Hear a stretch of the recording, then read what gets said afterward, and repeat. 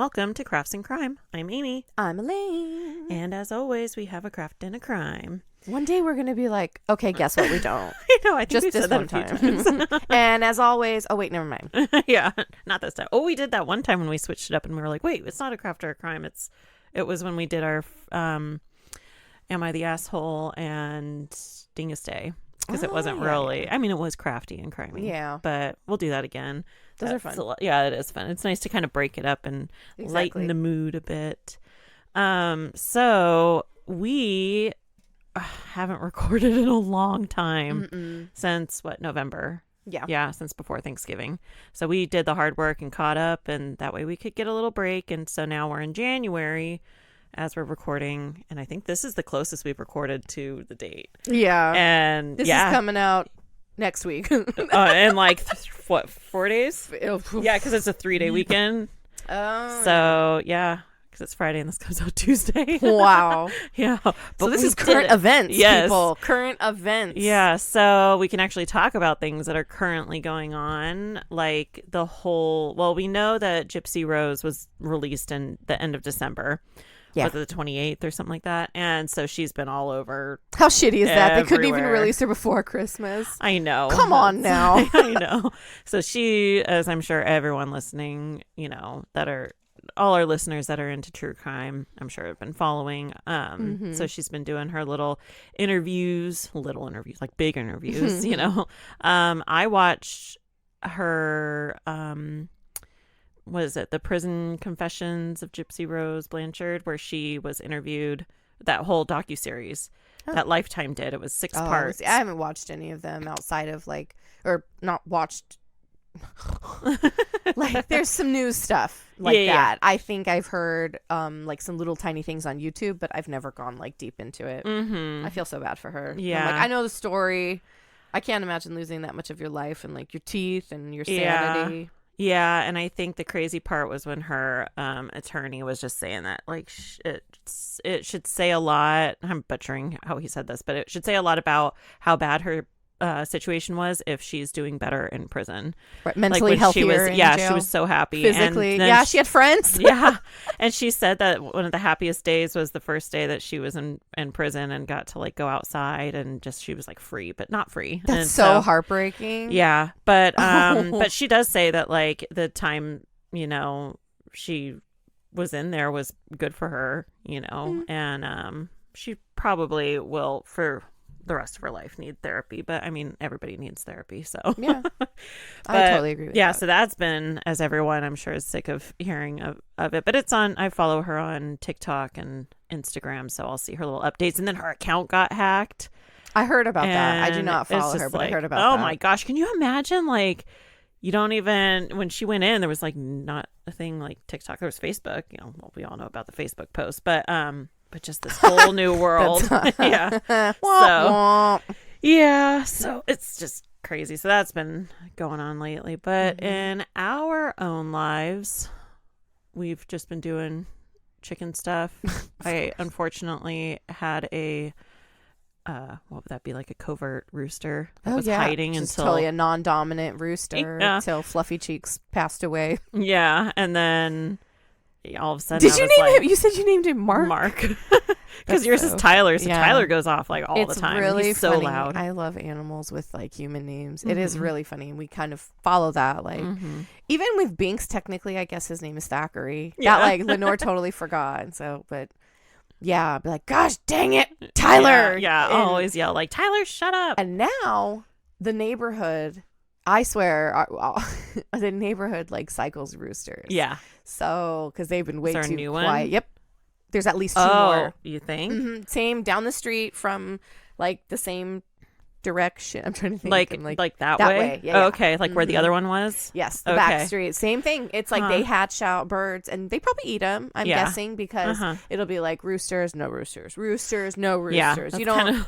So, like our house, because now I'm like, are you kidding me? But my rooster sounds like he's dying. He's real squawky. He's getting better though. Him and Tyler were talking today because it's like 3 of them for sure. I think there may be 4, but yeah. So it's not as bad though, because the chickens have finally, like, I put all of them by hand in the coop last night.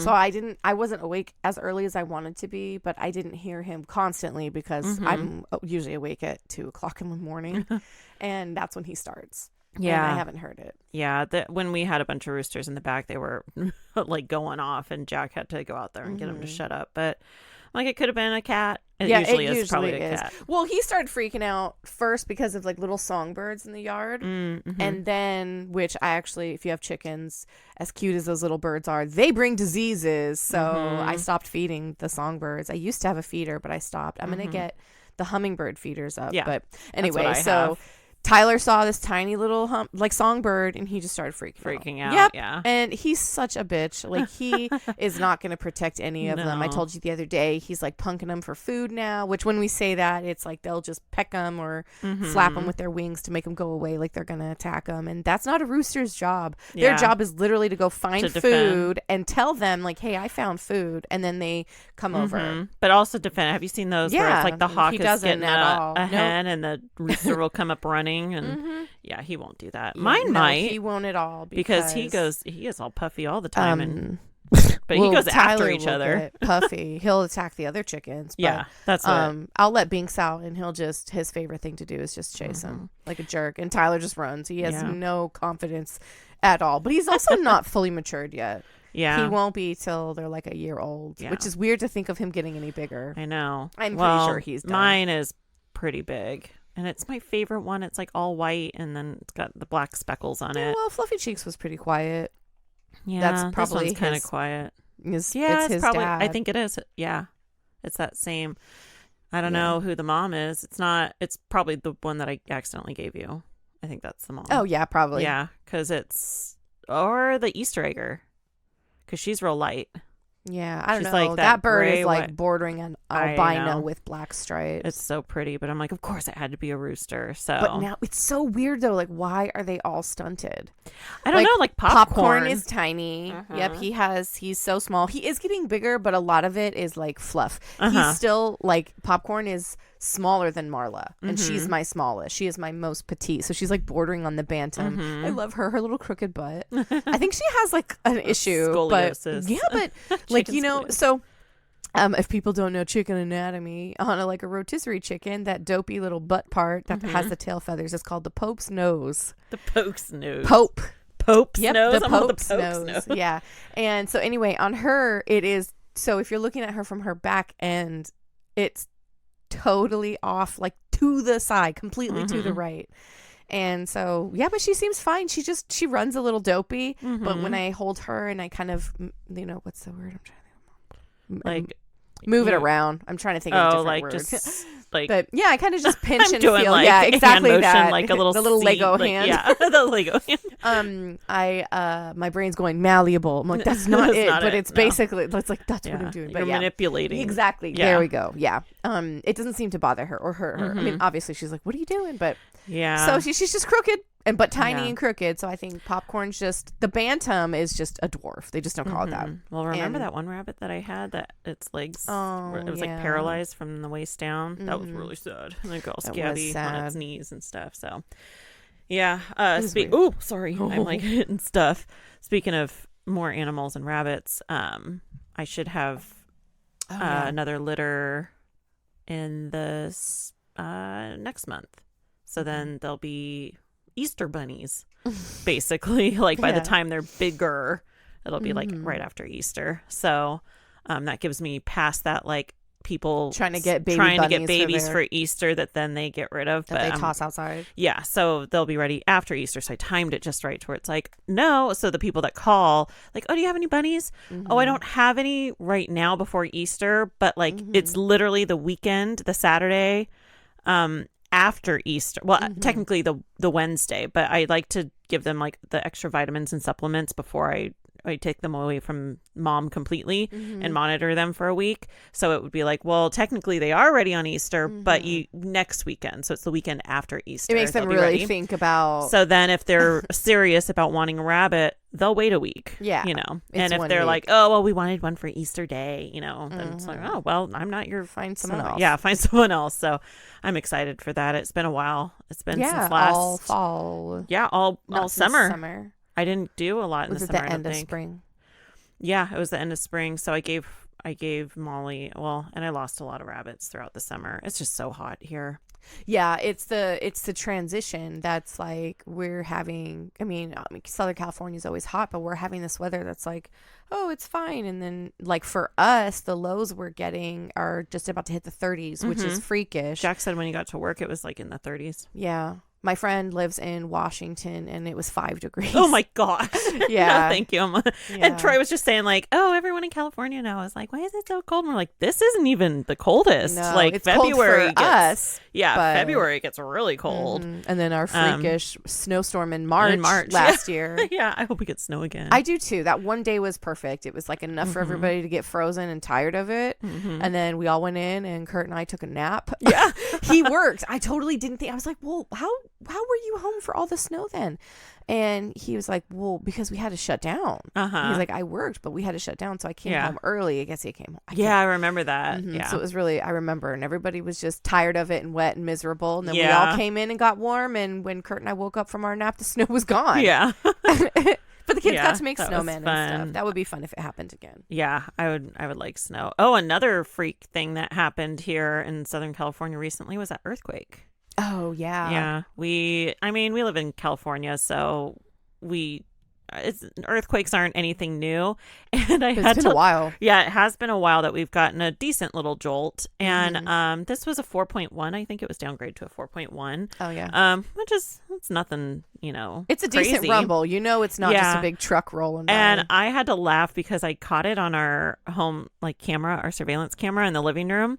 And I sent it to you, didn't I? Yeah. And I just sit there because it's like my phone went off with the alert, like earthquake. Mine did. Oh, that was so freakish. How quick it shows up. Yeah, it was like I heard it and then the alarm went off, and you can, or the warning, or you know, the earthquake, stop, you know, drop and cover. If you've never experienced a large earthquake, there are many different kinds, and they'll call them like rollers or shakers, and you hear a sound. You hear the earth grinding, and sometimes it's a pop. Yeah, sometimes it's a pop, and sometimes it's a rumble, and I've been through both where one of them at the apartment straight up sound. Yes, it straight up sounded like someone threw something massive against the side of our house. It was such a weird pop, and it's so freaky because it was like crackly. Yes, this one was really weird. It was. I heard really it in the walls, like, and it was like, oh my gosh, this is. I knew it, and then the alarm went off. Tyler freaked out. Tyler was screaming. Yeah, Tyler was going off, crowing. I kept thinking there was going to be aftershocks, and that's why he was crowing. Maybe they felt it and we didn't. Yeah, I didn't see any pop up because I looked at all magnitudes and I didn't see any aftershocks. But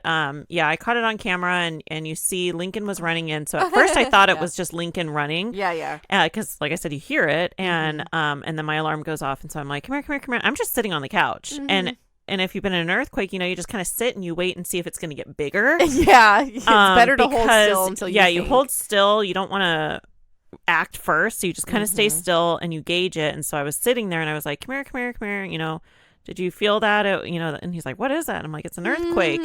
And so I could feel it kind of peak, and then it stopped. Yeah. And Lily came in and she was like, why was the house wiggling? Lenore slept through it. She was all disappointed. That's what she gets. I slept through. It was in the morning though. Yeah. I slept through a really big earthquake when I was little. I was living in Oregon, and I was like 3 or 3.5. And I remember it. I remember a lot of little chunks then, but I remember because it was really big and I fell out of bed. And I woke up like under my bed. And I was like, what happened? And then I was disappointed too. Yeah. That I slept through it. But usually they do happen at night.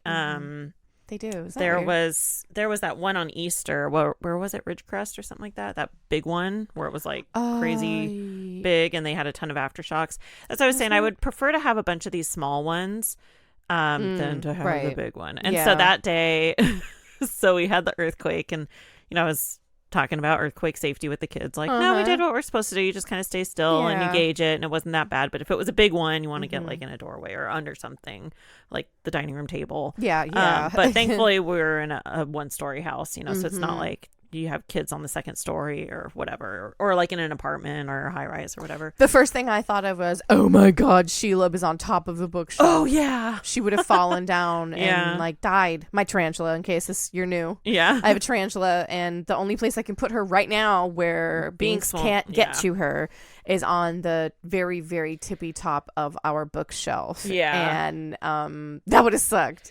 That would have. You know what I should do? That would suck. Okay, sorry. I could get up on a step stool and just refill her water that way. It's not that big of a deal, but I should do the mounting tape on the bottom so at least it'd hold her better. Yeah, so the whole in case of an earthquake. Oh, yeah, because those aren't mounted to the wall. Because I don't have little kids that are going to yank it. Yeah, like so me. I just have furniture I got to build today. Oh, boy. Oh, well, we got on a lot of subjects there. It's been a while. It has been a while. We're all hyper. But, yeah. But I was like guess what, everybody? Yeah. But earthquakes are always kind of exciting, so. Did you see on Spotify? I think we have 11 reviews. I don't think there's like Spotify. I don't think there's like comments on them, but sorry, we've got like stars. Yeah, so they've like rated us. There we go, ratings. Oh, okay. We don't say this a lot because I don't peddle this stuff because it always feels awkward to me. But yeah, like us, rate us. That stuff matters. Yeah, it's how we pop up in the algorithm. So even if you don't love us, if we're not terrible, but like it's not your thing, can you just give us a nice rating? Because I'm gonna check because I tried to see if anybody put words on when we because when you go to like more like this, it says on Spotify we couldn't find anything, so I think that people 11, but there's a 4.6, so I don't know 4.6 somebody didn't like us. I don't care. Just kidding. But yeah, so I think that helps the algorithm for the more like this category. That then we get other true crime podcasts that are similar to us. So then that's where then we show up in theirs, and so people can then find us there. And so this is the year of peddling our wares. Sorry, we're gonna have to. We gotta get some traction going.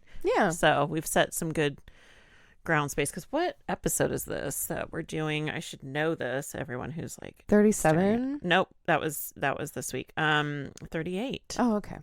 Not including our listener stories and yeah.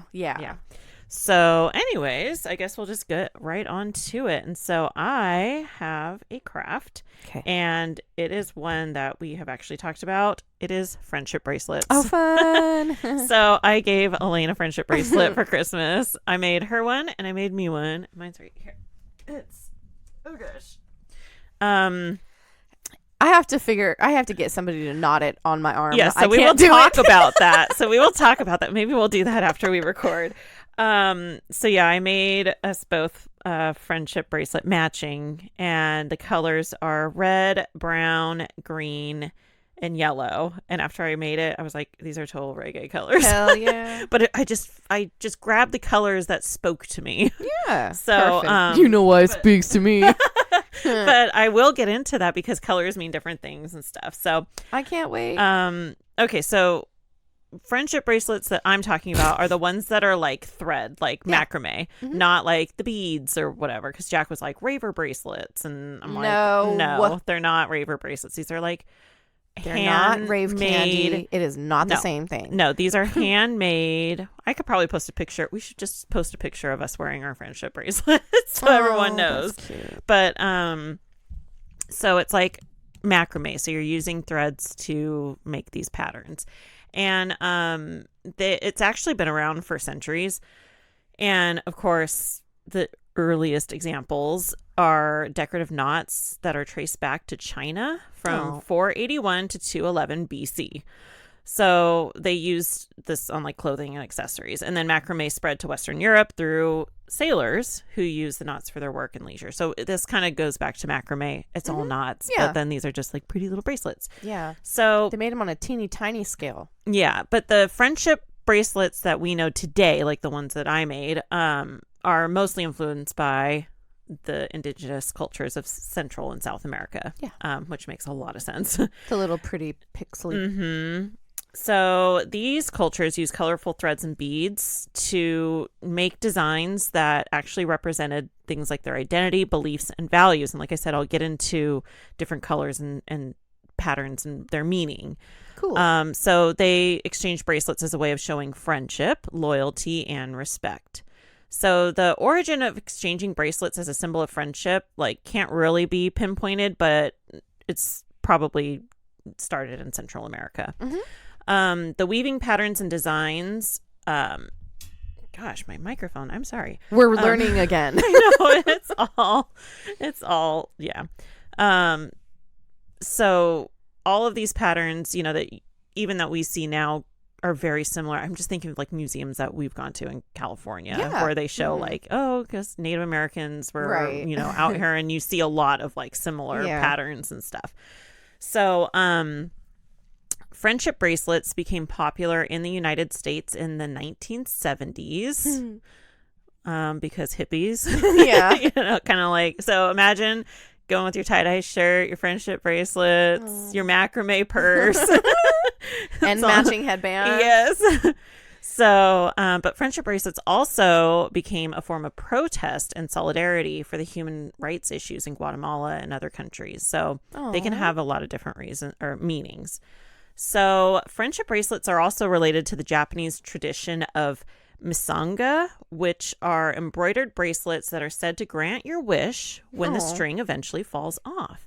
And it's an international term that derives from the Arabic word mikwama.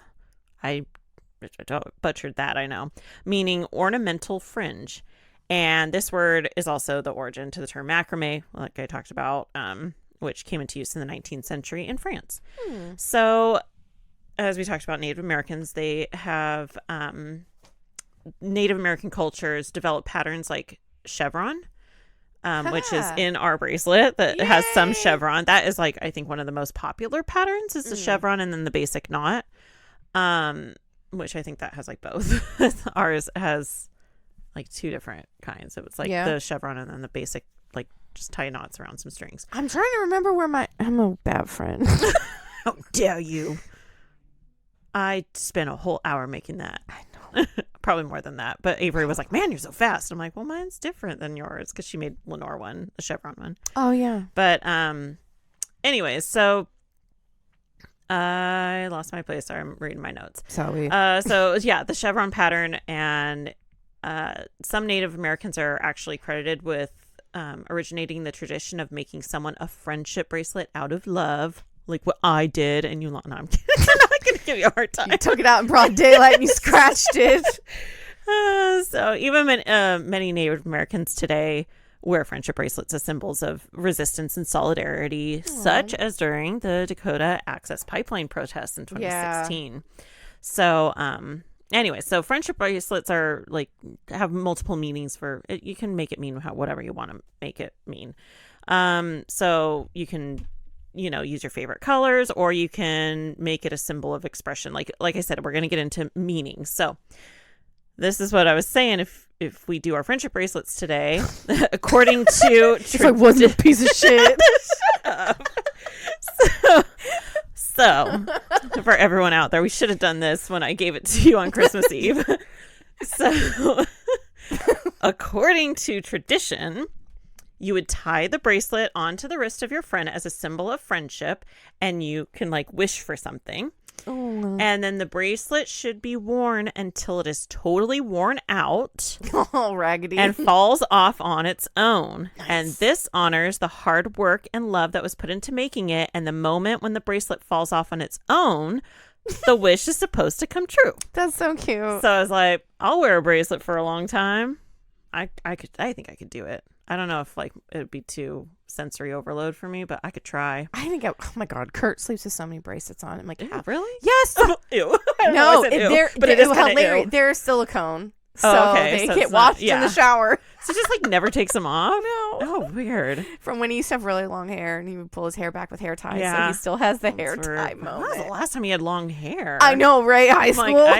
Seriously, I was like, I think I've only known him to have short hair. Mm-hmm. And that's like 17 years I've known him. Yeah, it was high school. Gosh. Old habits and all that. He's still stuck in high school. Sorry, Kurt. He doesn't listen to this. I know. Yeah, we could talk shit on that. It doesn't matter. Okay, so now we're gonna talk about like symbolism and all that with friendship bracelets. Cool. Okay, so is it better to wear a friendship bracelet on the left or the right hand? Because I was thinking about that and I was like, well, I wear my watch on my left hand, so I probably want it on my right hand. So spiritually, the left hand represents self-love and personal growth, and the right hand represents action and energy. So wearing a friendship bracelet on the left will help you receive positive energy, and then if you wear it on the right, it will help you give positive energy. So I guess I could give off some positive energy. I'll try. I'm keeping it. So Buddhists believe bracelets worn on the left are believed to be luckier. So I'm like, do I want to be lucky? And then get all that good. I don't know. Oh, that's interesting. I bet that works with that Kabbalah, like the bracelet. I bet it matters which hand it's on. I think so. So now we're going to talk about like meanings and symbolism for all the different colors and patterns. So I'm like looking at ours. There's you made us gay. Yeah. No.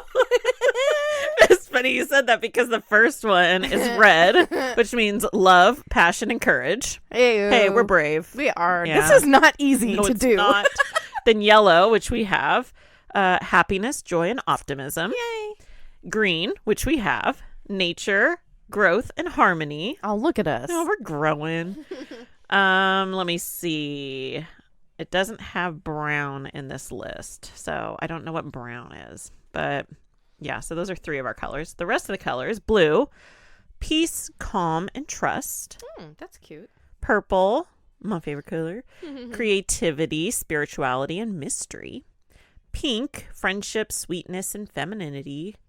Black, power, elegance, mystery. Ew. And white, of course, purity, innocence, simplicity. Yeah. So patterns. So like I said, we have the chevron pattern, which is just like a V. I think everybody knows what a chevron is. It symbolizes direction, movement, and change.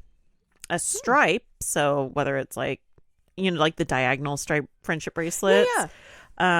It symbolizes stability, balance, and harmony. Diamond symbolizes strength, wisdom, and clarity. A heart, which I'm like, I don't even think that book had a heart one. I don't know. But it's obviously love, affection, emotion. And then a zigzag pattern, which I have never been able to do that bracelet. That is hard. It's literally like, it's a zigzag, like the bracelet zigzags. It symbolizes energy, excitement, and adventure. Probably why I can never do that, because that's not me at all. So in addition to just your threads, you can add beads, charms, whatever. There's some really pretty creative ones. And so basically, I'll just run through a quick like how to make a friendship bracelet. You can buy kits online, and I bought Avery that one, and it's the same exact book that I had in the 90s. That's so funny. Same kids. It's the same exact book. And Is it the Klutz? Yes. And it love comes that with, brand. Yeah. I've had so many of those craft kits since forever. I got her that one, and I can't remember what the other one was. But yeah, it was friendship bracelets, and it's the same exact what I had when I was her age. So I was like, oh my gosh, I remember this little boy. It was on the chevron page. I remember his face, a little blonde haired kid. Tried and true. If it ain't fixed, don't broke it. Yeah, so, you know what I mean. Yeah, I do. So yeah, it comes with the whole little kit. It's really fun. And so awesome. we actually have a big box of like threads or floss. So Aves is totally gonna have to teach Lenore. She wants to. She has like, my mom got her this kit and like some like the floss and stuff, and she's tried a little bit, but it's easier when you have someone visually who knows how already. I had to show her. Yeah. I could show Lenore. Yeah. I think I might be, I don't know. Avery would probably all be a three good of teacher. you could do craft. But yeah, so I could teach her. It's once you get the hang of it, it's pretty easy. And that's what I was saying. Avery was like, man, you're so fast. I I'm was like, never good at braiding. I am pretty good at braiding. But I also do like crochet and knitting and stuff. So I'm good with the fibers. I swear it still counts. I can't do it. It's like all too close. But I can embroider. Yeah, you can. It's very I can't embroider freehand, though. Isn't that interesting? I can cross stitch. I can't really embroider that well. I can. Some of the fancy stitches in embroidery get me too. Like I can't do them. It's one of those thread crafts that like you just work with string, and it's really easy once you get the hang of it. And like I was saying, Avery was like, "You're so fast," and I'm like, "Well, this is your first bracelet. Like it's gonna take you a bit of time to memorize how to do the knot correctly." And so I did 4 bracelets, and she just finished one. But I'm like, girl, I was doing this in the 90s. Yeah. I made so many friendship bracelets. Did you get taught in Girl Scouts? Not friendship bracelets. I didn't either. Other stuff. That's surprising. Yeah. So anyways, to make a friendship bracelet, you pick out your colors. There's usually between like 4 and 6. Ours is 4, 4 colors. And you cut them about 24 inches long or so, and then you fold it in half, and that's what makes your little loop. And then you attach it. I use a clipboard because you have space. It's flat space to like divide out all of your threads.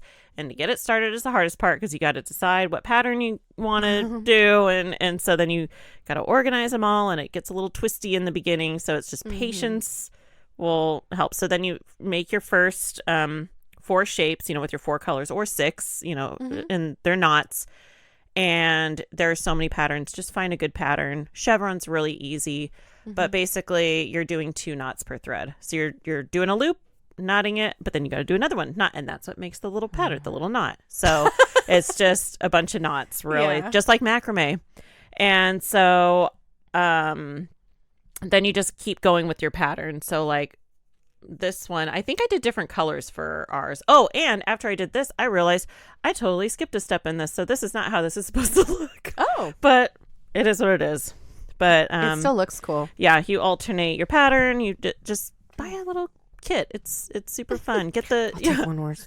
Yeah, which we'll all learn together. It's not what Avery has, huh? I don't know. It's like it looks like a lap harp, and it's yellow, and it has these little nubbins, and you attach the string. So you just move so it the makes it little easy. That makes it so much easier. It makes it grippy. So you like wrap it and tuck it through, almost like a guitar string. Oh yeah, and so then you just and you like put the nubbins in the other hole. Cool. I'll totally bring it over. Lenore and I can learn together. We did the 90s way and grab a clipboard. Literally, we just grabbed a clipboard. You could tape it to like the table, like if you have a coffee table in front of you. I think I did that as a kid. I like taped it to the coffee table. But yeah, we had like 2 clipboards in the school supply closet, and so I told Avery, I'm like, go get 2 clipboards, and that's all you need, really. So you just need to find a pattern, some floss, and it's pretty fun. That's cool. I do have a fun fact to end this off with. Okay, so this was new to me. I didn't know this was a thing. So friendship bracelets are really popular again as of 2023, thanks to someone really popular, influential. Like, do you have a guess? It's a woman. Is it Taylor Swift? Yes. It is Taylor Swift. Is it like a Swiftie bracelet thing? Yes. So she has lyrics in a song, and in her song titled "You're on Your Own, Kid" from her album Midnights. In that song, the lyrics say, quote, "So make the friendship bracelets, take the moment and taste it. You've got no reason to be afraid." So, of course, all her Swifties are like, friendship bracelets, we're going to make friendship bracelets. So they all make friendship bracelets, and, obviously with their friends and stuff. But they take it one step further. And on the Eras Tour concerts, they would take the friendship bracelets that I have goosebumps. I do too, and I don't even listen to Taylor Swift. But I don't hate her. I don't either. Like that. And they would. I have like little goosebumps. It's so cute.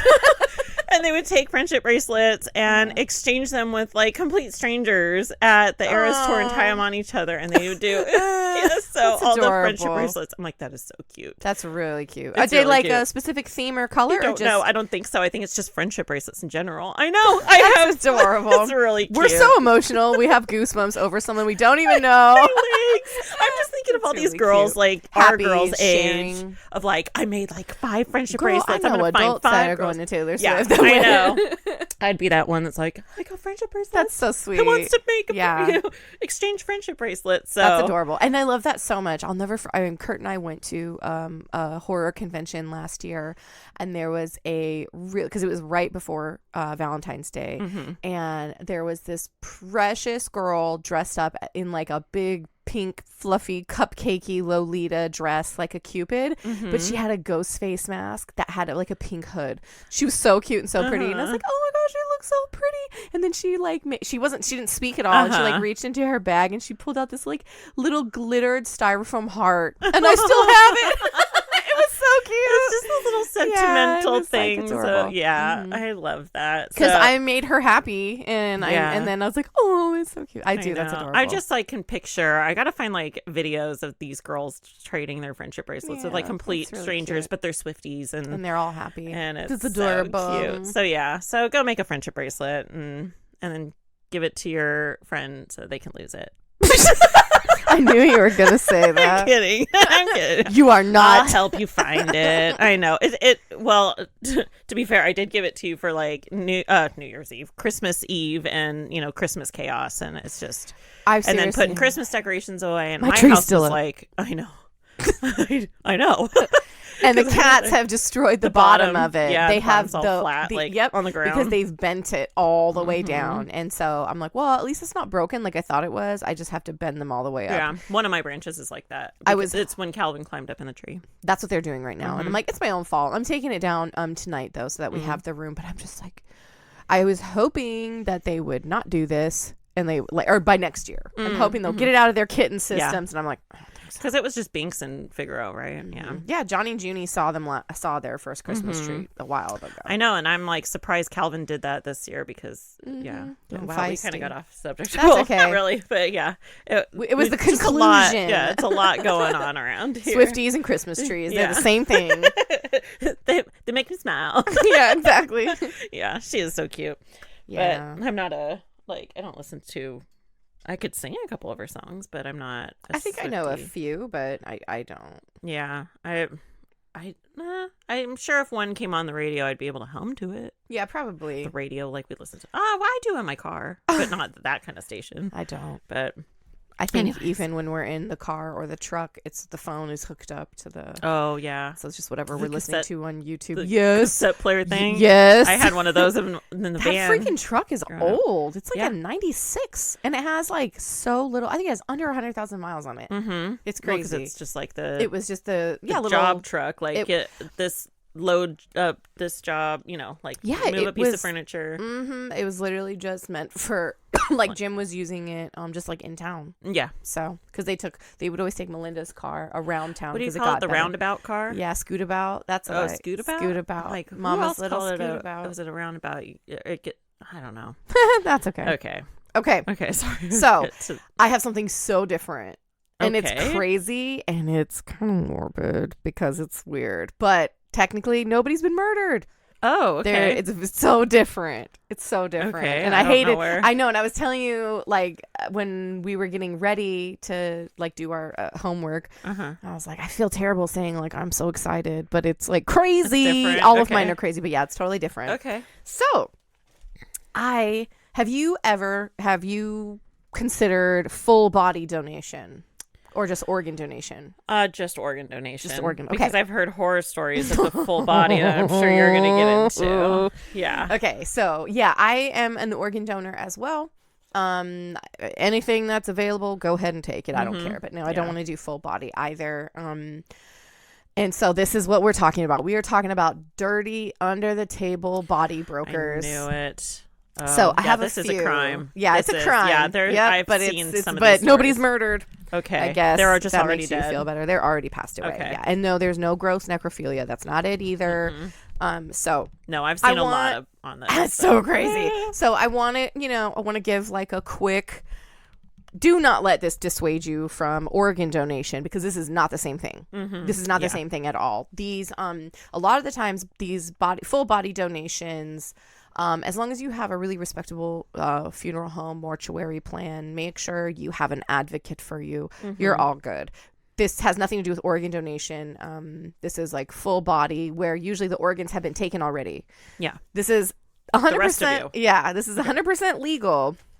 But there are people that do this in a very illegal, disgusting way. Of course. Because you cannot sell organs for money, but you can sell body parts for money as long as they have been willingly donated. And the crazy part is as I get into these stories, you'll realize the regulations are so unfriggin' believable for this, because you and I could literally start up a company and accept human cadavers that have been donated. That's crazy. And then we take them apart and we part out the bodies. That is crazy. Anyone can do it. You don't have to. You just have to have a business license. And a garage, and for some people, nothing but a chainsaw. Oh my gosh. Yes. Oh. So here we go. I have three separate, four. I'm sorry. I kept going, but there's a few. Well, and this is only in the United States. Oh, okay. I know it's not really regulated. I know that much. It's not. Do you know anybody that passed away that became an organ donor? Yeah, my great uncle. Okay. A very long time ago, he was an organ donor, but I think the only thing that ended up being viable, if by any chance any of my family members are listening, I'm sorry, I don't mean to be disrespectful. I don't know if any of his other organs were viable, but his retina cornea bits were, and my aunt was pretty devastated by that, and she wanted to know like who had them, and they were like, we're sorry, ma'am, we can't give you that information. She was just like, in her mind, I would like, can I look into his eyes again? But just my one, and it's a down the line family member. So that's all that I know. Yeah, a friend of mine from elementary school, Danielle, the one whose son was killed at daycare. She donated his organs, and I believe his heart went to a little girl, and I believe that little girl passed away like later. But so he did. That's the only, not like I know her, but so that's the only. I don't have family members or anybody. Me neither. That I know of that's donated organs, because it's crazy because no, I don't think that was an option when my dad died. Oh, it's hard because so. Like it's gotta be it's got to be controlled environment, basically. And it's usually the people that are on life support that are taken off. So sorry, I didn't mean to. No, it's fine. I know it is a real case. I felt a little nervous going into this because I do not want to dissuade anyone. Whole body donation is important. These things need to be used because of all kinds of federal testing that we do. We use legally, though, that is the difference. Legally, people need to know. People need to give their consent. Yeah. So, okay, we are going to start out in Montrose, Colorado, which is a really little town in the Rockies. It's like 20,000 people in this town. So I can't imagine when this went through, because this was literally not just like, imagine our city. It's big. Yeah. We're not going to be like, oh, I don't think I know that person. We're talking this could have impacted the entire town. Yeah. Okay. So, Megan Ness, who's 46, her mom, Shirley Koch, who was 69, owned a funeral home. And what they were doing, they had started illegally taking bodies without the consent of the families. So what they would say, they would offer them a really good deal for cremation. And they would offer them just like under $1,000 sometimes, which I'm not sure how much that costs, but it's a deal apparently. Yeah. I know it's a cheaper version, but And so the families were not paying for organ donation, or not, because you do actually apparently have to pay a fee for organ donation. What? I mean, body donation. I'm sorry. Body donations, you have to pay like small transport fees. There's little things like that, but it's still less than funeral expenses. Yeah. So these people were not doing that.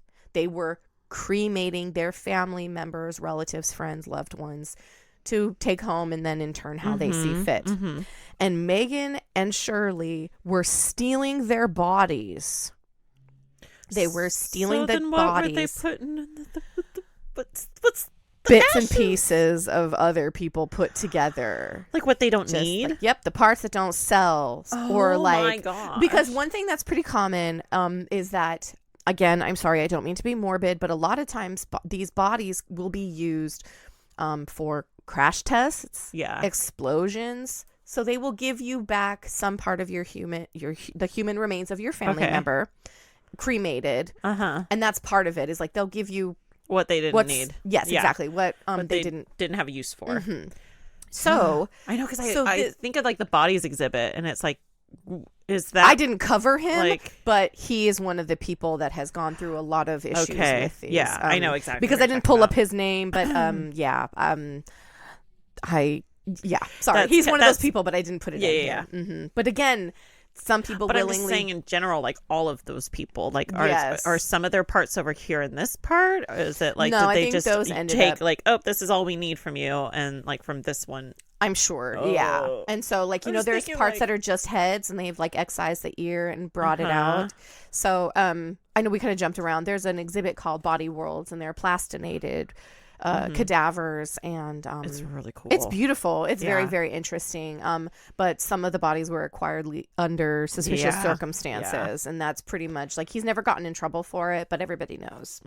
But again, to him, he's like, it's science, it's important. It's no different than body snatching back in the day. Gray area that they dance between. Yep. Oh, okay. Yeah, sorry. And it's exactly no, it's totally fine. It's exactly like body snatching back in the day when they thought that cutting open people for scientific purposes was just brutal and against God and just horrible. And so back alley doctors would just accept bodies. They didn't care where they came from because they needed them. They had to learn. They had to teach. Yeah. Unfortunately, this is the same thing happening now, but for an exorbitant cost. So, so what was happening is I cannot believe how many times it's happened. They don't even know how many, but on dozens of occasions, Hess and Koch would provide relatives with urns full of cement, cat litter, wood ashes, garbage bits to help fill the weight, and maybe a little bit of their family member ended up being back in there. Whatever to them wasn't a commodity that they could make money off of. Oh my gosh. But most people don't know what cremains look like. Yeah. They don't look like you think they do. No. So no, cremains are they are put in an incinerator and they are just baked to complete nothingness, but there are still pieces of bone fragments, little, because when they're done they put it in like a massive coffee grinder. Again, I'm so sorry if this is upsetting. I'm not trying to upset. This is exactly how it is. I've thought about mortuary school before, and like even running a crematory operators, that's all regulated. It's just crazy to me. And so cremains do not look like cigarette ashes or wood ashes. They're an odd color and there's a lot of remnants in there. So these people eventually, when they thought something was weird, some people weren't even getting back bodies at all. Nothing, no urn, no nothing, and they were being danced around. This is how they started to be investigated. Yeah.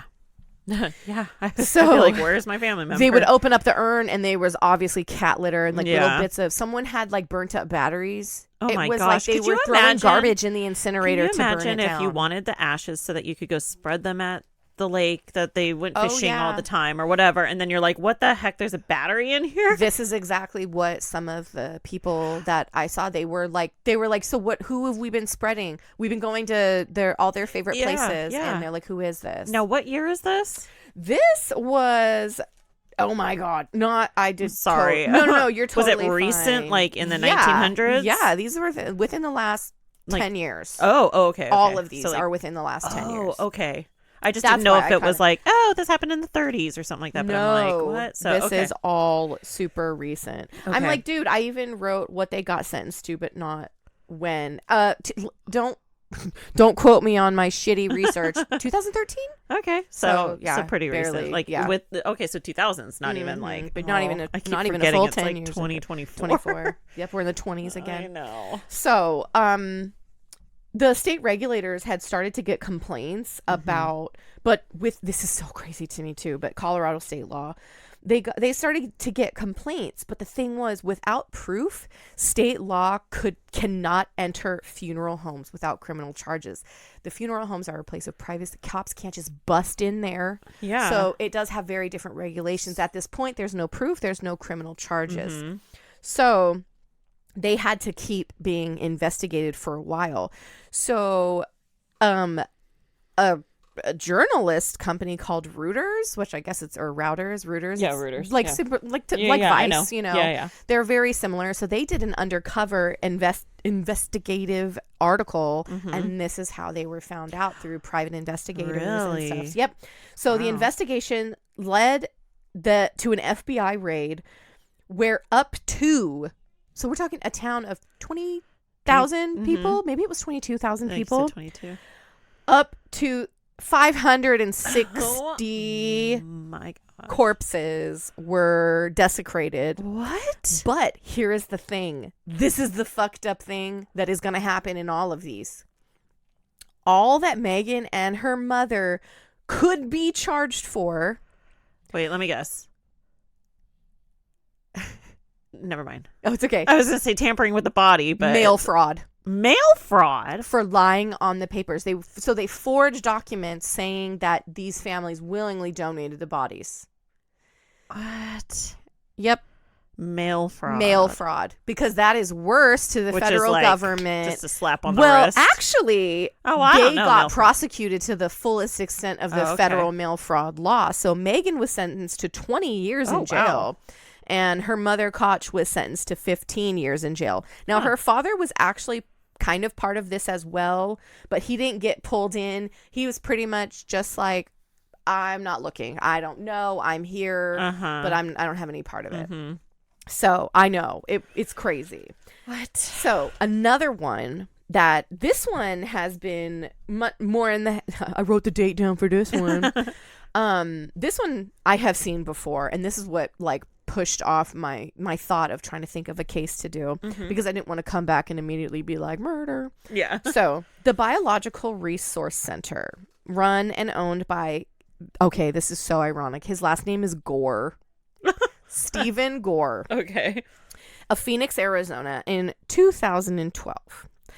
So this started when Jill Hansen's husband, Steve, died of cirrhosis of the liver. So he wanted to be an organ donor, but he couldn't because the damage to his organs and his history, none of his organs could be donated.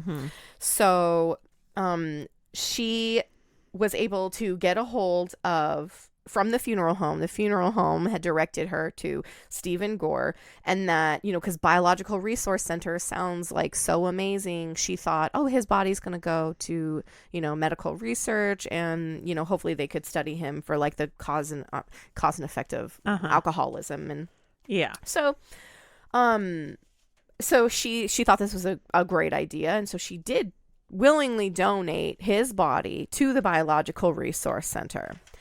But what ended up happening is that he turned around and he sold his body, which, because people don't know that they make money off of your donated relative. So he, he did within his allowance of the law, and he sold his body to the Department of Defense. Oh, gosh. Because they do such a good job checking Did they just blow him up? They absolutely did. Oh, no. So he was used in a simulated Humvee explosion. Oh, gosh. And basically his body was completely, obliterated. And so they gave back to her what they could, his cremains. And luckily for her, she actually went and wanted the proof of what his body went through. Now, here's the thing. What he did was not illegal, but she found out what it was used for. She felt so terrible. She said she hugged the urn and just told her husband she was so sorry. She was so sorry, that wasn't what she had intended. And because this part specifically was not with her consent. Okay. Because the grieving are absolutely taken advantage of, because who's going to sit through and read this stack of legal literature? Yeah. It's not a ton, but somebody still needs to read it with you. And it's why it's so important that you have an advocate through your grieving. Yeah. Somebody that you trust that hopefully is not grieving as well, because that's going to be hard for them too. But that's the best thing if you have someone that's a little bit of an outsider to your situation to help you. A lawyer would be best, but not everyone, has the ability or access to that. So she did not sign consent for his body to be used that way. These are options. So see, I'm letting you know there are options. Make sure those options are honored, because there are, can this body be used in this, and this? And you check. She did not give that permission. So 2 years later, in 2014, the FBI raided his warehouse. Trigger warning, it's super gross. I bet. Okay. His warehouse was nothing more than a big, nasty garage with a walk-in freezer.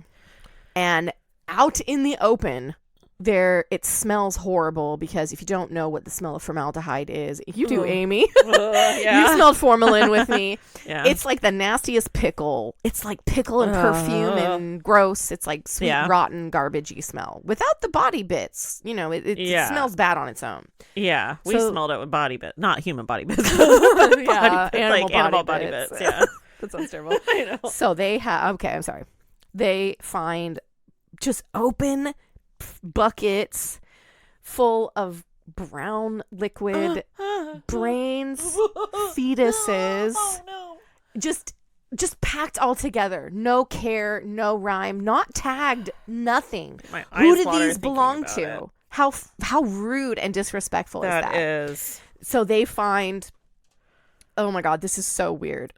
The FBI, they had to go through therapy. The people that showed up, because of what they had seen was like a serial killer, but not a serial killer. Yeah. They had, one of the things they saw was like a Franken corpse all sewn together. It was obviously a woman's head on a man's body, and like, yes, mismatched pieces, like hung up. Oh my gosh. And they said that one of the reasons they think, not that this is an excuse, but one of the reasons they think that this was done this way was to match up a body puzzled back together to then cremate to send to a family so that the weight would be full enough. Maybe, yeah. But that's still disgusting. That's not their family member. No. It's what the hell is going on? So there are pools of blood. Oh my God. In the freezer, as well as on the warehouse floor.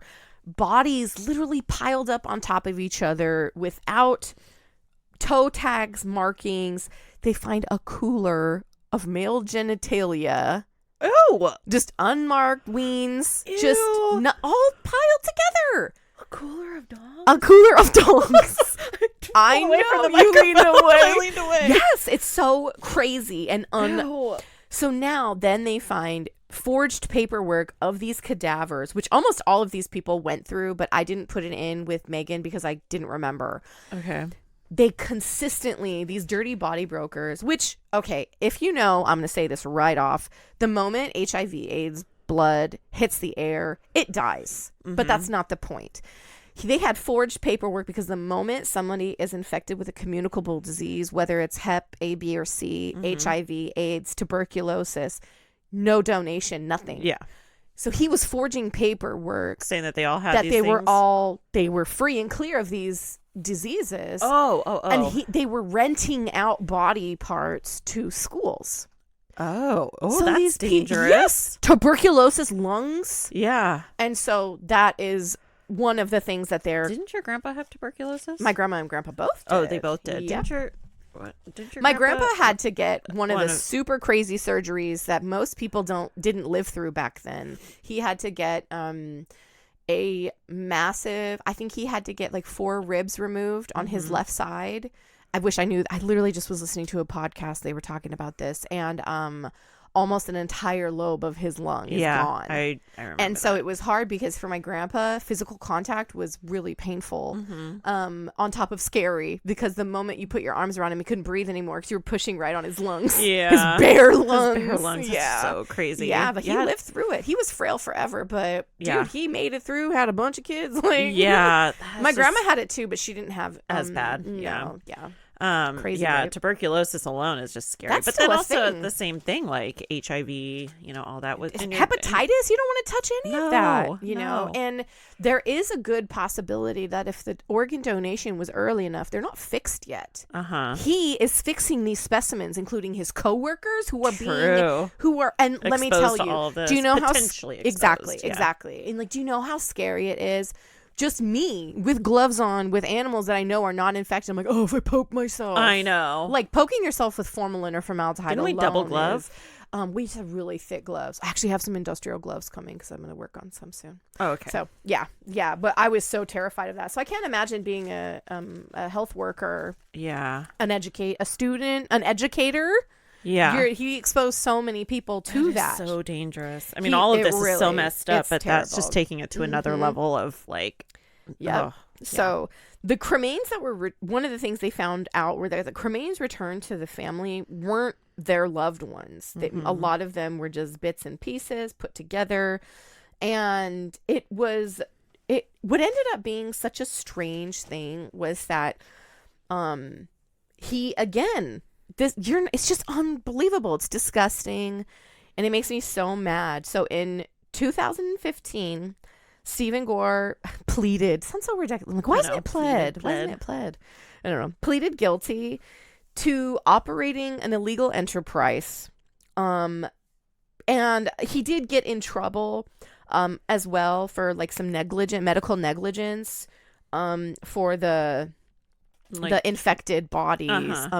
And I'm sorry, one of the things too, they literally in their notes wrote that, they just said infected heads. So there obviously had to be some stuff going on physically with these bodies, which again, medical professionals do want to study. Yeah. But it shouldn't be out in the open. Yeah. They weren't bagged. There was nothing. Ugh. It was just it's crazy. So this is such bullshit. He was only sentenced to 1 year of deferred prison time.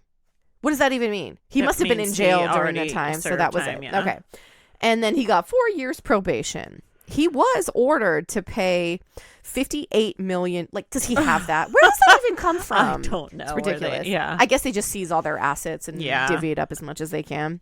So $58 million to actually only 21 families that came forward in the lawsuit against the Biological Resource Center. Wow. Now, they said the reason why the other 11 families weren't awarded, which that's gotta suck, was because they didn't testify. So they didn't want to come forward and go through all the crap again. Yeah, I would probably kind of. I get. What is the money going to help? What's the point? It's literally. I'm out of. I'm done. Yeah, I wouldn't go through it either.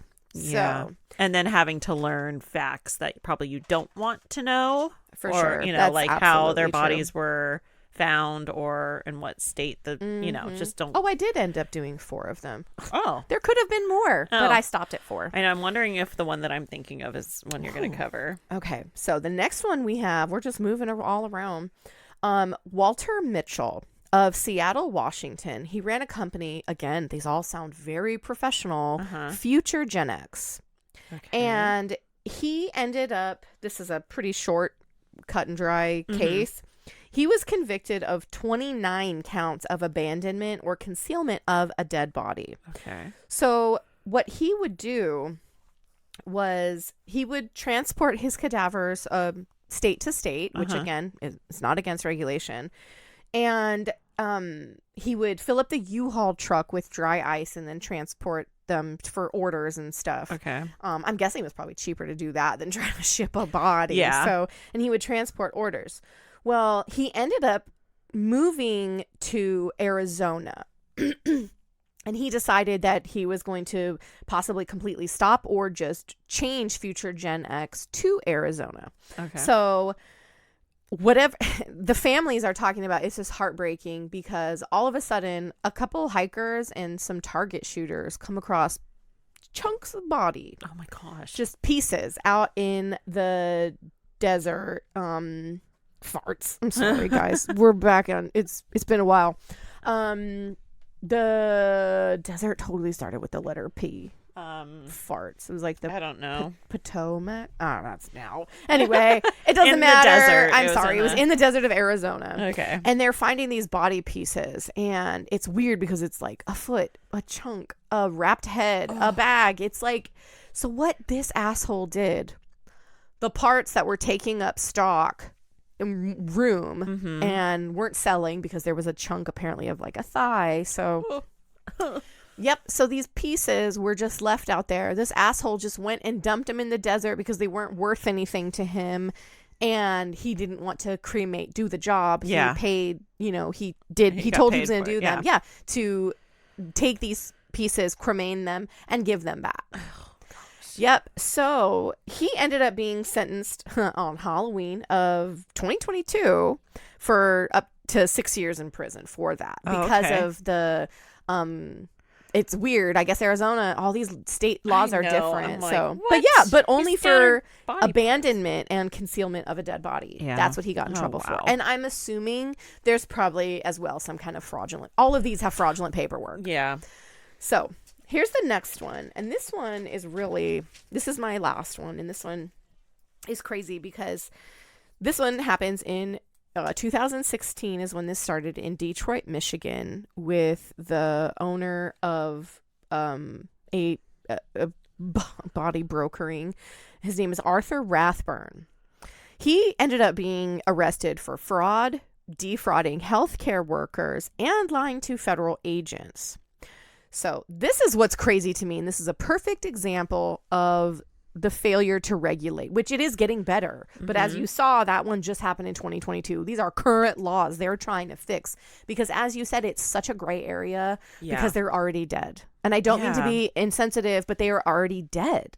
And you'd be amazed how many laws there are in states and countries where, you know, it's more illegal to steal something than desecrate a corpse, you know? Yeah. And so,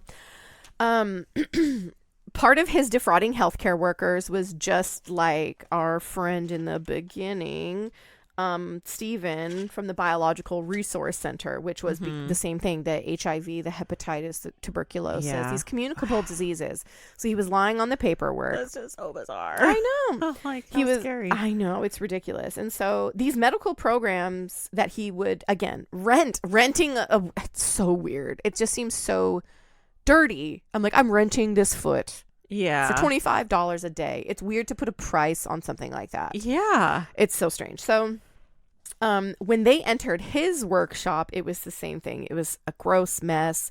And it was, here we go into like, he used bandsaws, chainsaws, and they're just like around.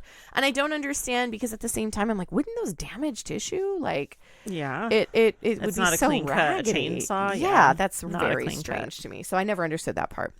Now, here is what makes me really upset. He should have been caught many times before. The authorities. Respect my authority. The authorities had 2 run-ins with him before, which were really strange. They were in 2010 for taking 10 heads across the border from Canada into the United States. Wait, 10 heads? 10 like human heads. Yes. Like the full head or skulls? Yes, no, like the human full face head? heads. Yep. Brains, face heads. Yep. Skin heads. That's not right. Nope. Not that word. Not that one. So 10 heads, and they had suspicious documentation, basically, which means none. Yeah, or falsified documentation. So they 2 separate times. And then in the early 2000s, again on 2 separate incidences, the complete failure to provide documentation for quote unquote willingly donated bodies. He didn't have that. And then for 3 years, between 2010 to 2013, border agents kept a record, but I get it. You gotta build a case. Yeah. 5 separate times of him essentially going over the border, smuggling bodies without proper documentation. But because I'm sure most of the agents do not know enough of the law either, they're like, I don't know what to do. The gray area. And like you have some paperwork. What is it supposed to look like versus what is it not supposed to look like? So, oh my God. One of the worst things, this makes me so sad. And I feel terrible because, again, I didn't write down the name because it was like, oh, that's right. Because I watched so much. But again, it doesn't matter. She was part of this lawsuit. Of course it matters, but it's so many people were affected by this. So there was a poor veteran. The poor thing, he got cancer. And 2 months before he died in 2013, he had signed over for body donation, but on the form he checked no to the military experimentation. This poor man, he was so angry about how badly he was treated with his health care that he desperately needed from the VA, which my dad's going through that right now. You want it for free, you're going to wait. Yeah, you're like, oh, you're not dying. You're going to wait. Yep. It's disgusting. And they illegally obtained his body and blew it up. Oh my God. Yep. So the his one thing wife, he was like, don't. Absolutely not. Yep. And this is the thing that upsets me is that after that, the Department of Defense, they were trying to say like, oh well, we didn't know that the bodies that we obtained were obtained, blah, blah, blah, blah, blah. Where's the fucking paperwork? Yeah. Of all the people, but they don't care. And I'm not saying it's right. They're in desperate need of these. It is exactly like Victorian and pre-Victorian times. They look the other way because they need it. Yeah. And while I understand that not enough people do body donation, I am of the very hot topic. Blow my body up. I don't give a shit. Yeah. I wouldn't, but it's not us. Yeah. It's not us. It's the, like, make sure you let your family know. I don't care. Yeah. Blow up my body. Get back my thumb. I don't care. It doesn't matter to me. Yeah. If I can benefit a medical student or the military, well, I don't like the military, but whatever. You know, if it's going to benefit somebody, but not everybody feels that way. And that's totally fine. Do not steal fucking bodies. That's what they're doing. It is body snatching, plain and simple, and it's so disgusting. Yeah. See, I think I would be more into like, sure, I'll donate my body if I can pick what it's being donated for. Like if it's for medical purposes, sure. If it's for blowing my body up, I'll think about it. If it's for putting me on display at a museum, hell no. Yeah, no, thank you. No. I don't want everyone to see my nipples. Oh, I know, like the one where it shows all the glands, like their mammary glands and stuff. I'm like, it's so cool, but I'm like, that's somebody's boob. Again, one of the things that's very difficult is that doctor. We never finished watching that. Oh, we didn't. DVD. We'll have to finish it. Yeah, now. It was really good. Yeah. He has an exhibit that I'm sure you've heard of. It is two people having intercourse. Yes. And they are like, P in the V. Like, I think she's on top. And I can't remember. And they are saying, like, how could you do that to somebody? Like, how disrespectful to their body, to their family. And again, here I am, like, if I said, yeah, sure, I'm sure there's somebody that would. Don't just force their body to do it. Imagine that family. Like, if their body was donated to the bodies exhibit, and then you go and you're like, is that mom? My God. Yeah. It's like so bizarre. I couldn't imagine. I thought about it the entire time, like, these are real people.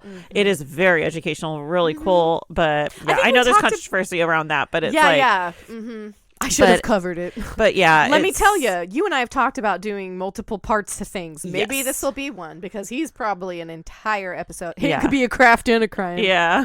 But yeah. That would be a good one, because it is pretty craft. It has is. Some some. It's pretty amazing how it's done, if it's done legally by bodies willingly obtained. That might be our combo episode. Yeah.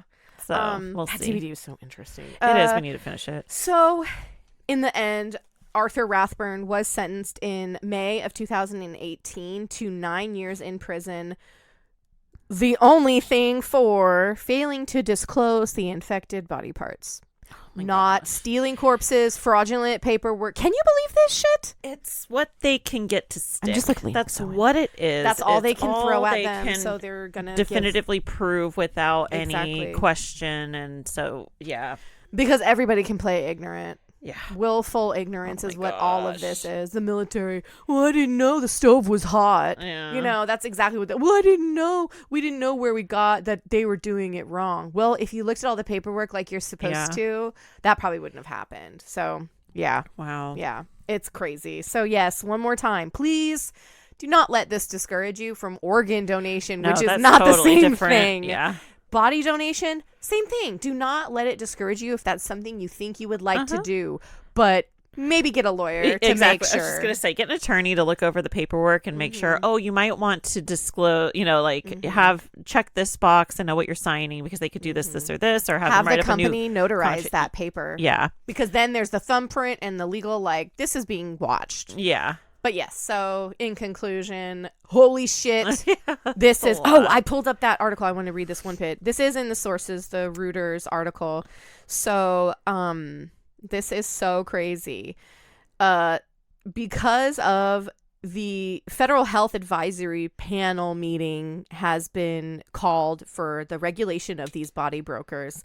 They're trying to get the U.S. government to put the same strict rules that are on these body parts the same way that they do for organ transplants. In the end, of course, it's Reuters, not the freaking FBI. It's a journal. Yeah. They found between court, police, and internal broker records and interviews, they identified, this is directly from this article, by the way, identified more than 2,357 body parts obtained by brokers from at least 1,638 people that were misused, abused, or desecrated. Oh gosh, that gave me the chills. Just the thought of that. That is a lot of people. It's sad. It's really sad and weird. Oh my gosh, I'm just thinking of like body parts, specifically. Like, what would you sell? I could see people selling, human skulls, because that, everyone wants a human skull. Like Halloween, it's a real skull. Yeah, I could see that being like, there's a real skull in Pirates of the Caribbean. I know, I've seen it. Look over the headboard, everybody. Yeah. In the Pirates of the Caribbean ride, the skull and crossbones is real. Wasn't it like a man that used to work? Was he an animator, or he worked building the park, an engineer? I don't know. But yeah, it's somebody that had something to do with Disney. I knew it one time because we went to Disneyland all the time when we had Disney passes. And I know I do so that's a real skull and crossbones. That's what I was thinking. A skull is probably in high demand. But I'm morbid enough that I've actually asked Kurt. I was like, because I've mentioned I collect bones and specimens, and I don't have anything super like quote unquote crazy or anything. And I had asked my husband, like, where would you draw the line in my collection? And he was like, he said it didn't matter. Oh. And I was like, really? I don't know if I could do that. Yeah, I don't think I would, just in general, because it's our like houses are haunted enough already. I know, right? But I don't have a desire for like a human skull. That's strange to me. I don't. But I had just asked him out of curiosity. Like, would you love me if I was a worm? Yeah. But yeah, it's weird. I just can't imagine like the market for like. There's no what's the use. I'm like, it's not like organ, it's not like the black market, like organ trading or organ selling, selling organs on the black market. Yeah. It's like, this is body parts that don't technically have a use, because it's like you can't use them in a live person. So you're using them. They're like dead. Yeah. And these body parts are one of the videos that I was watching, which will be in the sources. I always say that, but I have to. This one was a really good one. One of the men that runs a very reputable, and he was very transparent. He was taking them. He's like, nobody sees this, but I want to be transparent. I want you to see what it should look like. Each body was wrapped up in linen and then wrapped in a plastic. It was tagged. It was nicely put on shelves, but it was it was just, it was so different, Yeah. And the interviewer asked him, so how much is this body part worth? And I think it was a foot. And he said something like $400 and something or something like that. And then I really appreciated how he said this too. But he was like, everybody is always interested in the value of this, but we don't think about like, how much did this patient have to pay for chemo? That was acceptable. But to continue studying the human body, we find it so intriguing to put like a value on this. And he was being nice about it, but I was like, yeah, that is kind of weird. But then the interviewer, he's like, well, we're emotional and we find it odd that these pieces are being sold for money. Yeah. But through this, which I didn't add, I'm sorry, this was like weird, but it was a lot of back and forth and a lot of articles because they all are basically doing the same dirty shit. Yeah. These bodies would sell $2,000, $3,000, $4,000 for free. These people, it is nothing but profit. It is for-profit business off of bodies. So crazy. I know we keep wrapping it up and then going back. I can't believe it. Crazy. Do you see how I told you? I was like, this is nuts. It's like nothing like I've done. It's definitely a crime, but it's definitely a differently emotionally invested crime. Yeah, I just can't even imagine. I did hear a story. I don't know. It could have been one of those. It was somewhat recent, of a man who got upset after his mother's body was donated, and he was told it was for science or whatever. And he thought like, oh, medical students are going to learn from her or whatever. But that's not what her body. I can't remember what it was. You know exactly. what? I feel like that sounds super familiar. And I just saw the interview of the news interview where they were talking to him, and so it could have been any of the more recent ones. One of the interviews that I had watched was like a group of people that were in the lawsuit, and I do remember there were a lot. Yeah, this was like he was being interviewed on like his front porch or whatever, and that sounds so familiar, and yeah, I feel it probably like was one of those, and that's why I'm like, oh well, you probably did cover the one I was thinking of, because I'm like, I don't know who in connection that was to. It was like to a specific funeral home or and whatever. what's interesting is like maybe this will be a part 2. I do have a different kind of super sort of similar to this that I do want to do, but the one that I left out because there were more, and I just didn't keep going into it, and I was like, there's absolutely more, was when he went across the border into Canada, Arthur, was it Arthur? Yeah, to bring back the heads. One of the articles that I had found was from Canada, and I'm like, I bet it's connected. It's probably the same people, because you have to know dirty people to do dirty things. Yeah. You know, you have to know people in low places. It's all connected. Weird. They're all the same people. Ew. That is so bizarre. So then to do these like dirty trades and stuff or sales, you know, it's probably on the dark web. Like, for sure. And Stephen Gore, he made up to $40,000 a month. Oh my gosh. So how many bodies are we talking about? That's a lot of bodies. That is crazy. Wow. Well, that was crazy. Like you said, that was really good. That was, that was pretty morbid. I'm still thinking about the cooler of penises. Disgusting. It's weird. And honestly, I feel like that was just like, nobody needs to study that. Throw it off to the side. It's like, it's not funny, but it's just like, what? At least they weren't like on a shelf organized by like size or something. It's a cooler of brown water. It's so gross. And the thing that sucks is like, I know part of what the smell is, but not with human. Like, I only know, because she's covering her nose right now. Could you imagine walking in there? Oh, well, in one of the articles that I will post, the interviewer, he walks in and he's like, whoa.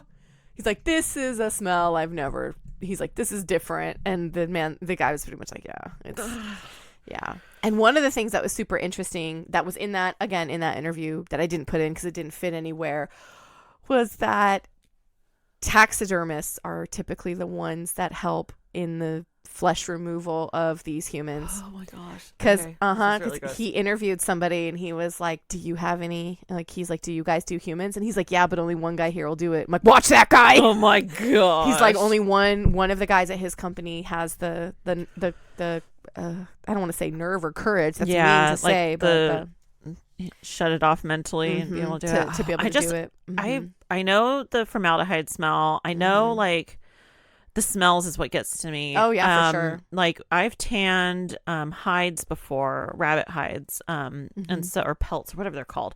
You know, a rabbit. I think it's a hide when it's no fur. I think with a fur, so it's a pelt. So rabbit pelts, and that is a very strong smell. I bet. And it's not horrible. Because the skin is decomposing. Yeah. Well, in a dry way. you flush the skin. It's one of those that I'm like, maybe I'll cover that because it is, and it goes way back. So maybe I'll cover tanning and pelts and stuff. See, probably pelts as much and as like separately. little taxidermy stuff that I know how to do. I've never done that, and it would be helpful because I would like to taxidermy small animals. And I know how to do it in theory, but you still have to dry the skin out a little bit. I could teach you. It's like a weird malleable. Yeah, it's one of those crafts you don't think you're gonna learn, and then you're like, oh, look what I can do. But you know what? I have being human. No. Oh my god! Right? No. And we're talking unzipping the skin and everything. Like he's got to do all of it. So I know. And it's interesting because, like I had mentioned, I wanted to do mortuary science, but none of the schools are close to us. It would be a decent commute. It's like LA. It's far, and I'm like, I'd have to take the train thing to get there, which it's possible. People do it, but I haven't. Like, isn't there one in Riverside? I don't think so. There used to be. There used to be. LA. Because I'm thinking like the bigger. I'm thinking of like the bigger cities. Riverside has a lot of like schools and stuff, and then LA, and Garden and so it's Grove like it's gonna be a commute, but not only that. Outside of it, is as morbid as it sounds, you know, the business of death and health industries don't ever go away. It's just crazy that there's a business of. Oh, for sure. Death and these oh my gosh, for-profit death I just can't as even. well. Like, it's so bizarre. Yeah, and so it's like it's absolutely smells, not sights. It is smells. This is really gross. I know. I know. I'm sorry. It is gosh. really weird. And it was something that up until when I first heard of this article, which was within the last year. So I wasn't even barely in the right decade, you know, like some of these have been the last 10 years and it's not the start. No. And let me tell you, the way they're cracking down, it's not going to be the end. Mm-hmm. So I do have a feeling there's probably going to be a part 2 in a year or so because they are some new stories. They are regulating. They're trying. And I appreciate them. I just don't understand. How can you not get in trouble? Like, the like abuse and desecration of a body is illegal. So I don't understand. I don't either. It's like only within the scope of a crime. So you murdered them and then dismembered their body and that's illegal. I don't get it. I really don't understand. And it's really unfortunate and messed up. Wow, we made a long one for y'all on our it's our comeback, even though you guys have been listening like normal, but yeah, no, we had some good stuff today. It was crazy. Wow. Well, we need a break now. So with that, stay crafty and not crimey. Bye.